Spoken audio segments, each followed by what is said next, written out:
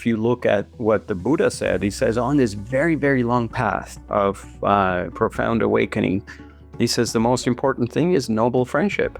And so you're like, well, how do we actually get to that? Let alone, we don't even have regular friendships these days. So how will we get to, these deep, noble friendships? There was a Wall Street Journal article recently that said Zuckerberg's $1 trillion vision, everyone should have more AI companions. He's providing the market solution, which is to say, look, you don't have enough, connection in the world, so I'm going to bring in AI companions to give you that sense of inner resiliency. But another solution is inner transformation, is coming together with each other because of that inner transformation.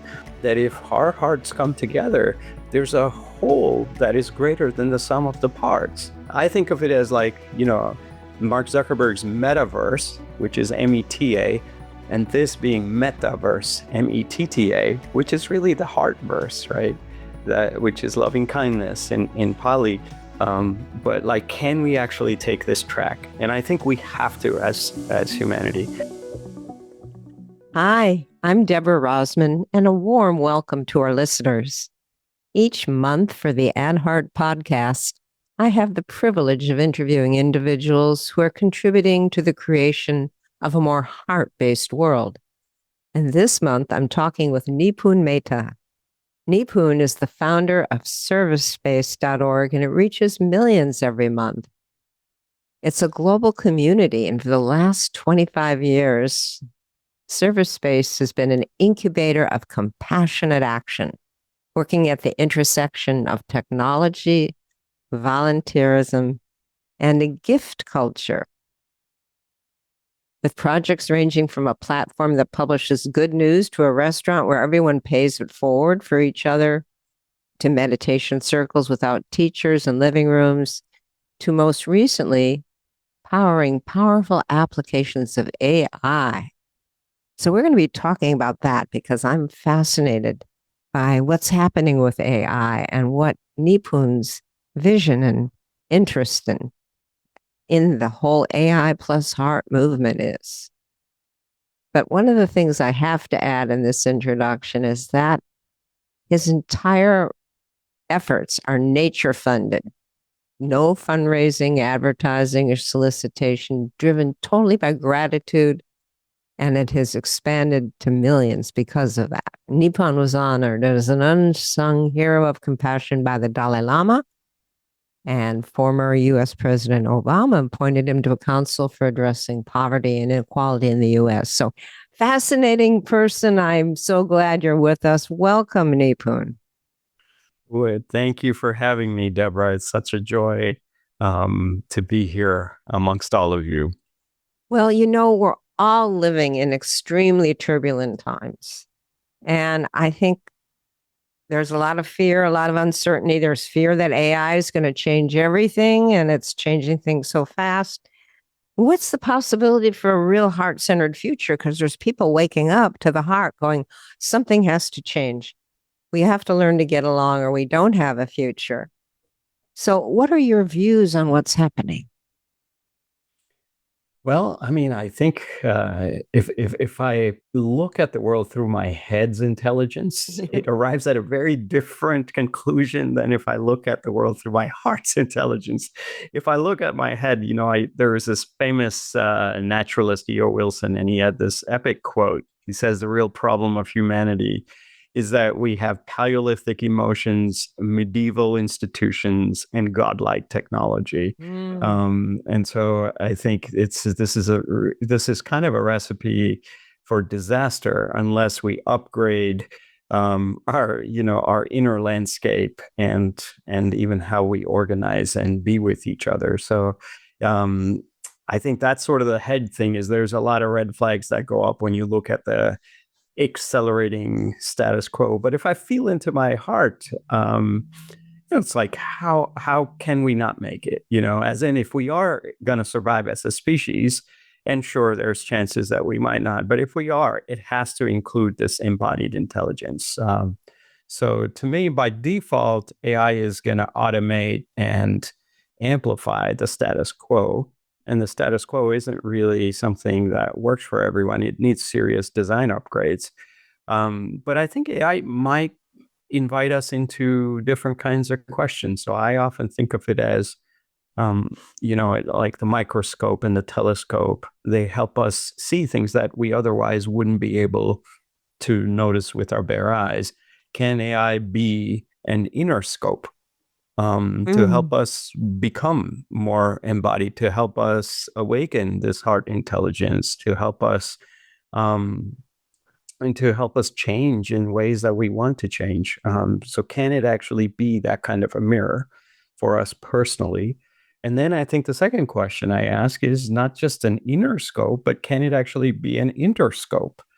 That can it bring us together as humans, so that we can create a field of emergence, like start doing things together that we couldn't do alone. So it's not just an additive function, but a multiplier of what it truly means to be human. So can AI be this third force that helps us disentangle ourselves from these polarities that we face? So yeah, I think there's a way in which there is a future, at least when I feel with my heart, where I see these things operating in a way that allows humans to thrive and flourish.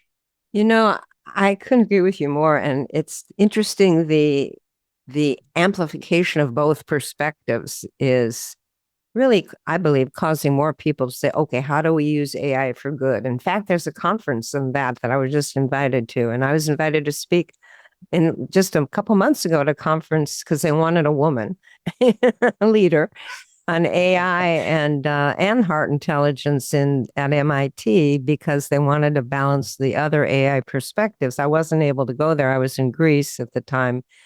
But what's interesting is how people are sensing that. And so the exploration and question for you, how do you see wisdom, spirituality, heart intelligence, and AI all sitting at the same table? I mean, I think it's really important to get those voices in the room, because I think all too often we have very singular kinds of intelligences that are guiding the arc of all of this. And so in so many ways that dominant intelligence is the intellectual intelligence. But there are so many other forms of intelligences. And so I think it's very important for us to be in that dialogue around it, because I think the status quo is just going to be to try to take these efficiencies of AI and deposit it into the most quickest way to get a market return from all of this. So I think we won't invest the gains from these AI efficiencies into the commons of humanity.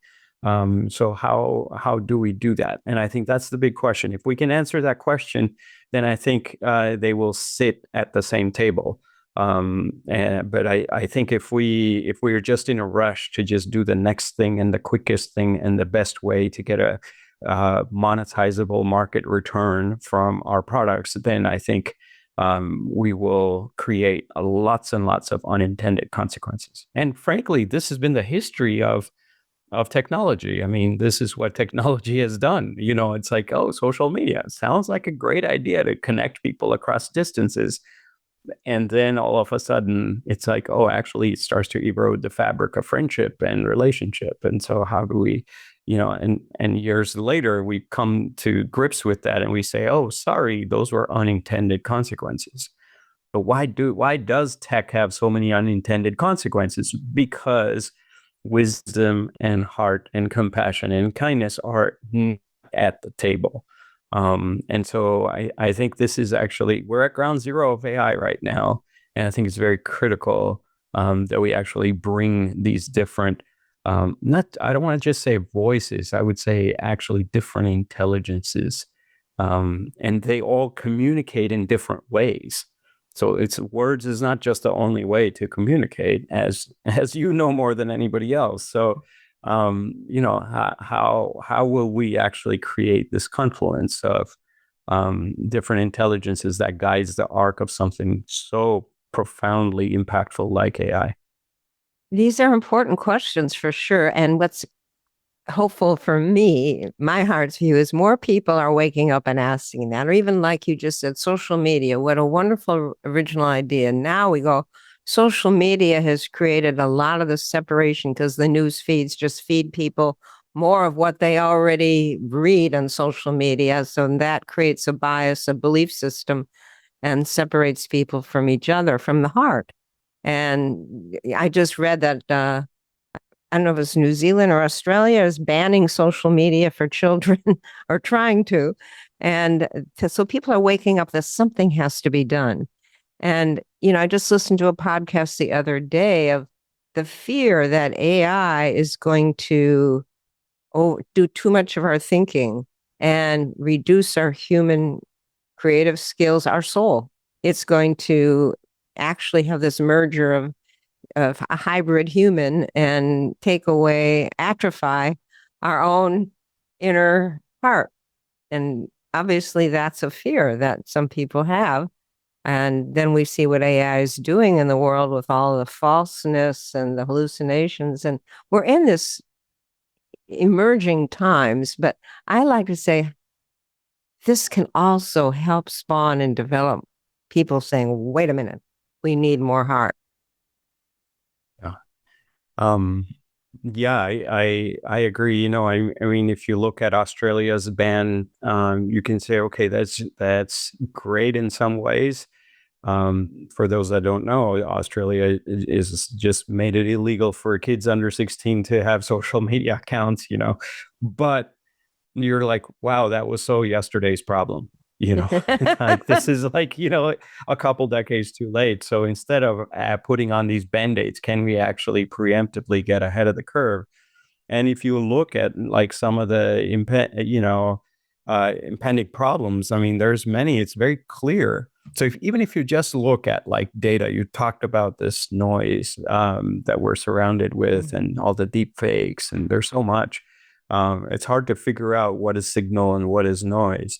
But even if you just look at the amount of data from the dawn of civilization to 2003, like we create as much data as we created then, we created just in the year 2003 alone. Mm.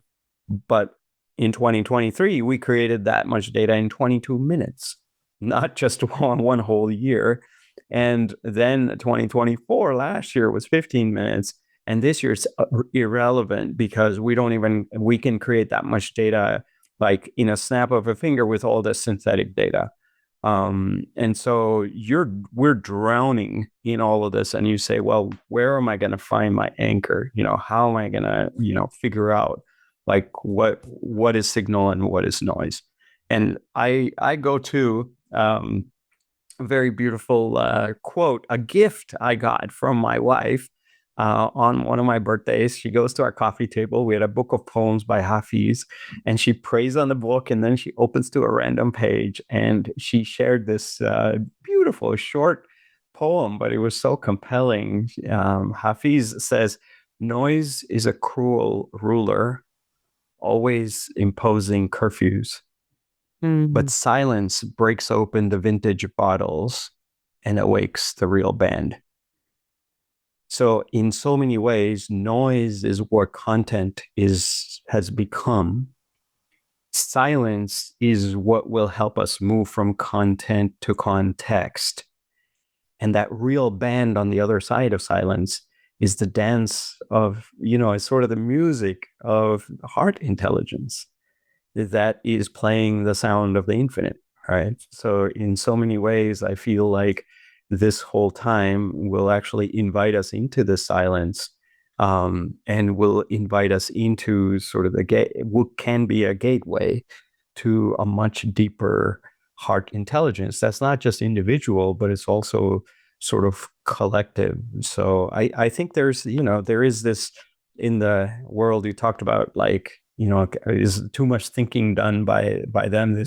The AI sort of AI positive outlook is that, hey, AI is going to help us do cognitive offloading. That's what they call it. Yeah. So if it can do all the cognitive offloading, then I can, embody different forms of intelligence. But this is something that we're not all in touch with, right? If you were to ask somebody a simple question of like, hey, what do you know to be true that you haven't had a thought about? And you're like, how do I know something to be true if I don't think about it? Yeah. But we all know, right? Like we all kind of have these intuitive capacities, but we don't exercise them enough. So how will we have like a collective quote threshold of this kind of intelligence that we trust in, that we can integrate into the upcoming sort of AI innovations? I mean, that I think is a real big question.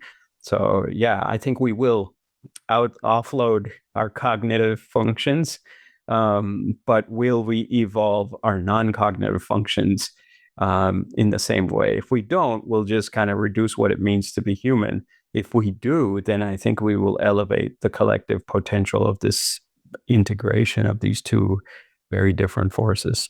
So, how do you see, or how can heart intelligence help us discern truth then from the distortions that we see in the AI driven world? I mean, I think heart intelligence creates a kind of coherence. I mean, when you have so much noise, how do you actually center into who you are, and how do you access not just big data? Big data is like this buzzword in the AI world, right? Like, so it's like, oh, a lot of huge amounts of data. I'll figure out all the traffic patterns and help you get to the shortest path from point A to point B.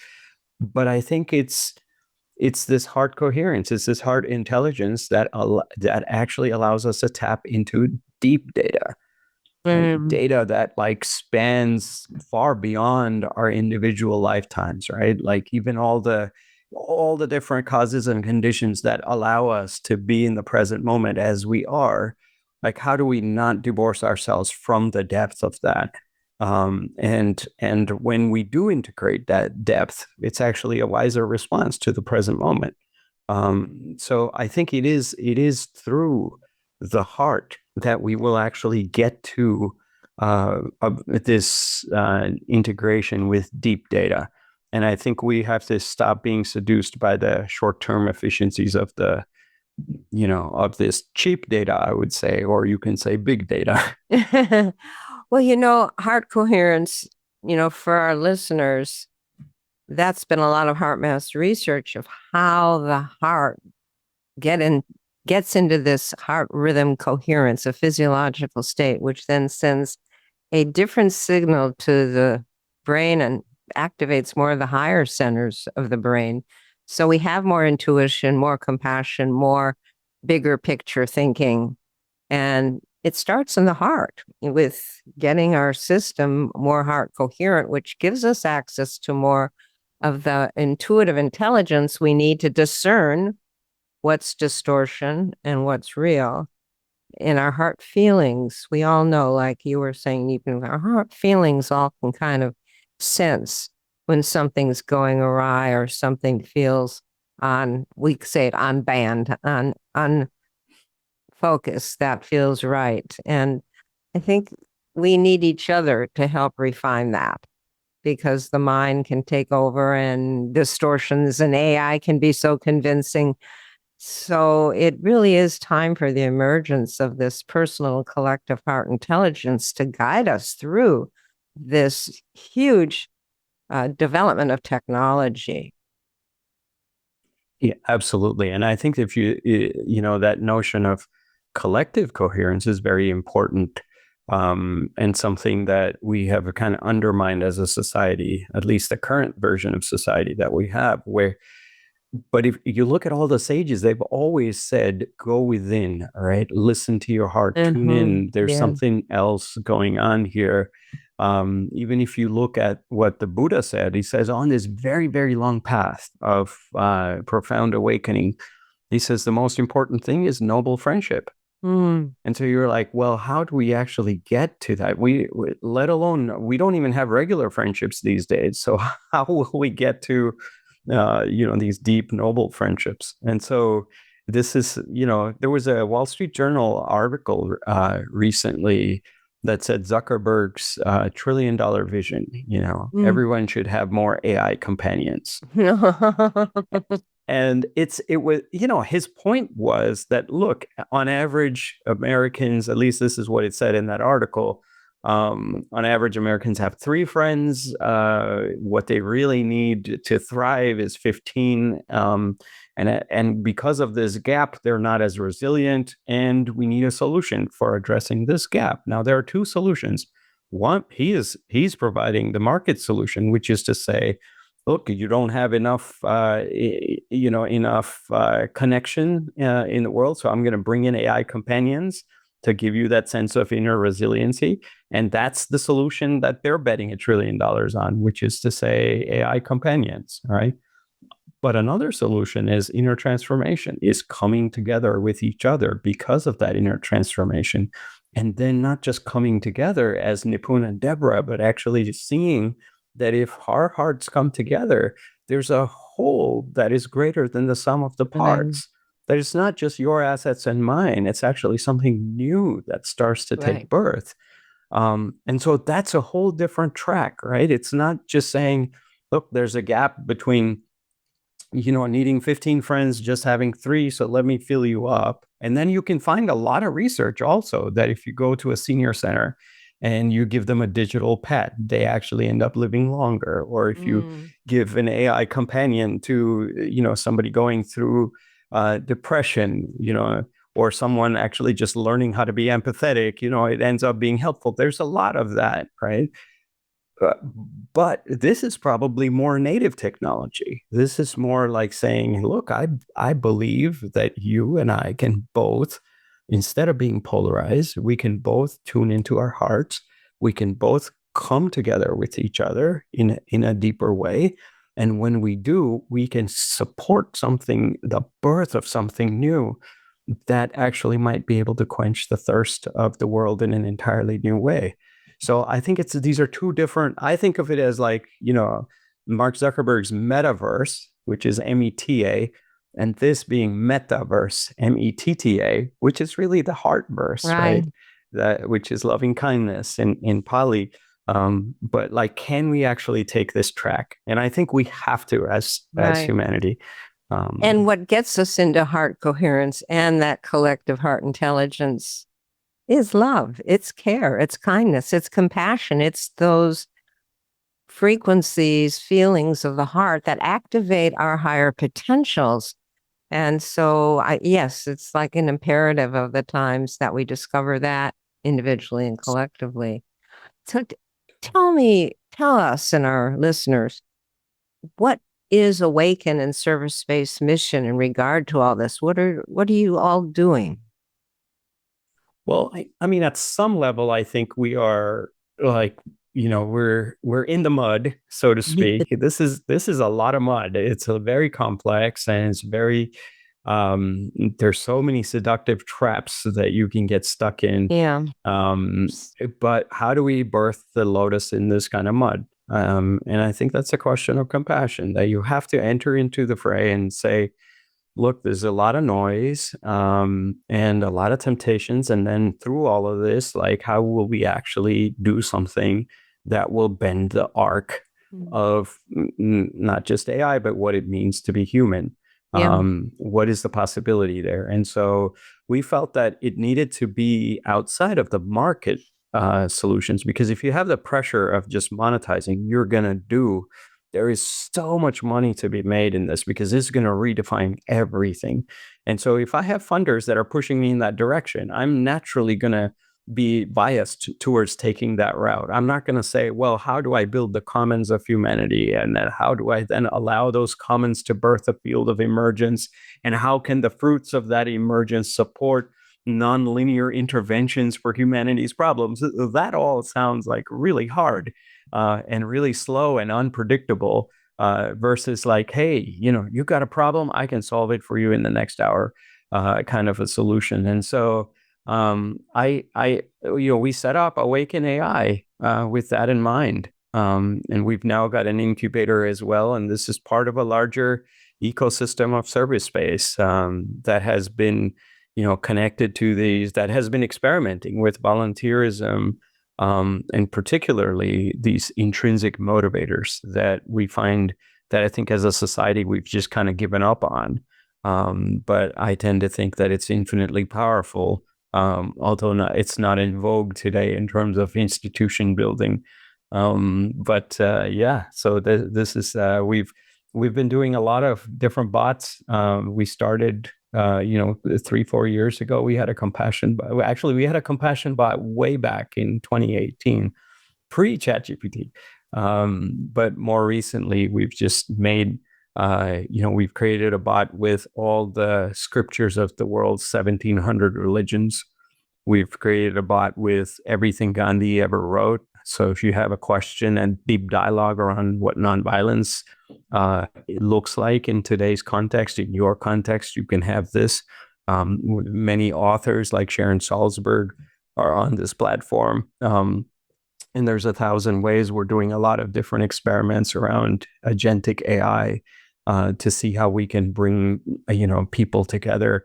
And yeah, I think there's a huge amount of potential. But I think the challenge is going to be like, how do you not overstep? Like, I think if you look at all the technologies when they start, laser was great invention up until then it starts creating bombs, like the social media had great potential up until it starts like just super, extractive algorithms that create unintended consequences. So to me, I think, we have to hold this question of how do we use this to ask different questions, to ask harder questions, to ask long-term and infinite-term questions even, that the market doesn't ask. And so that's what we've been doing. And I think there's a lot of interest. I think there's a lot of traditional leaders that are like, look, I really care for these questions. And I'm like, well, why don't you do it? You're such an influential person in this space. And they were like, I can't because I have a whole ecosystem that's just got me thinking short term. So hopefully we can, raise new questions at the least, and maybe, who knows, bend the arc of where all this is going to go. And I would suggest we have to expand the heart simultaneously. Where all this is going to go, the heart has to go and transform with it, or first. Like even in my life, when do I ask AI and when do I ask my heart's intelligence? In the creative process, I might start an article and then I may ask AI, and it does give me very helpful new insights because it's scanning the whole web and providing maybe some of the best. And then I combine that with my own creativity. And I find that right now a very useful coupling of my heart and AI. But I think we have to all along the way develop our connection with our heart's intelligence, our heart's intuitive guidance, or AI and technology will get ahead of us. And that's certainly something that I think people are yearning for, to how to discern what's real or what's highest best. And it comes back to how do we do that in our own lives? It comes back to applying that in our own lives, connecting with our own heart's intuitive guidance system and making those choices based upon that. And the more any of us do that, the more we create a stronger foundation and heart field to be able to address the acceleration of AI and technology. Absolutely. Yeah, I couldn't agree more. You said it really well. Well, we all have to work together on it, and that inspires me and excites me. So let's all do a heart meditation together on connecting with our own heart's intuitive guidance. So let's focus our attention in the area of the heart. Get into some heart coherence first. Imagine breathing in the feeling of love. And on the out breath, radiate love and gratitude for something in your life through all your cells. As we do this heart-focused breathing, And activating love and gratitude, we're actually changing the signals from our heart to our brain, getting more heart-brain coherence.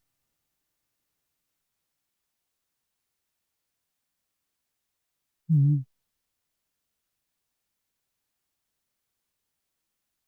And just continue this heart-focused breathing of love and gratitude and radiate it out to each other,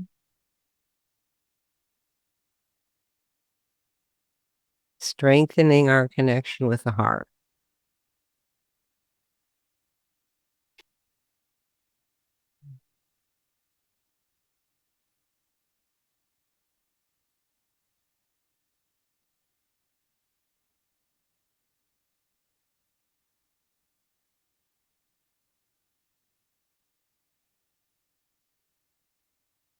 And now in this heart coherent state, you can ask your heart, where are areas you want to follow more of your heart's intuitive guidance? Access your heart's intelligence and connection. Whether you get an answer or not, you're getting more centered in that state where you can ask within.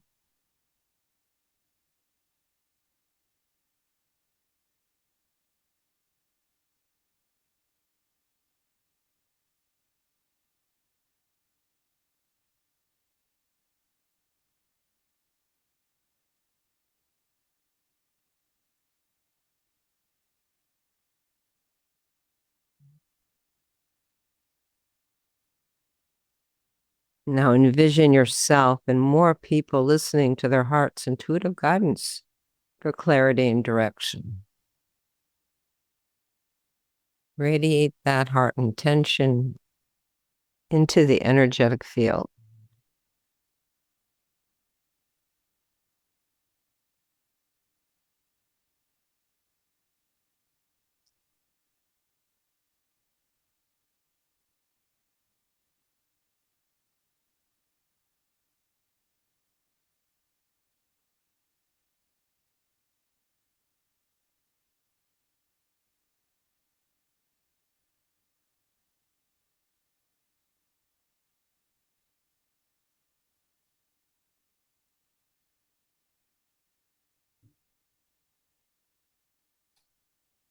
Now radiate love to humanity, seeing more and more people connecting with the hearts of each other, activating their collective heart intelligence to create the best possible outcomes for the wholeness.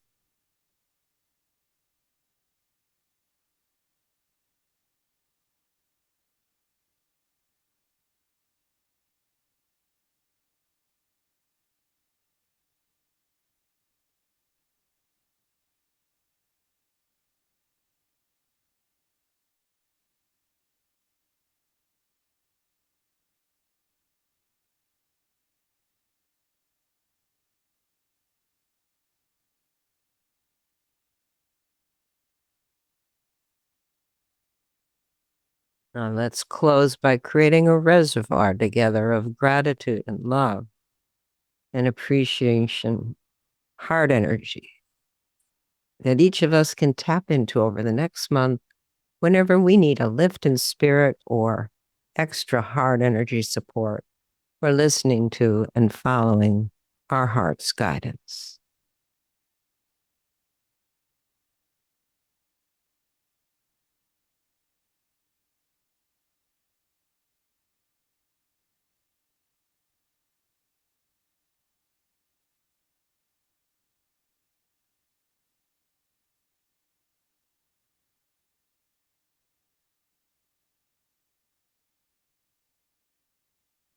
Thank you very much for sharing that heart meditation with me.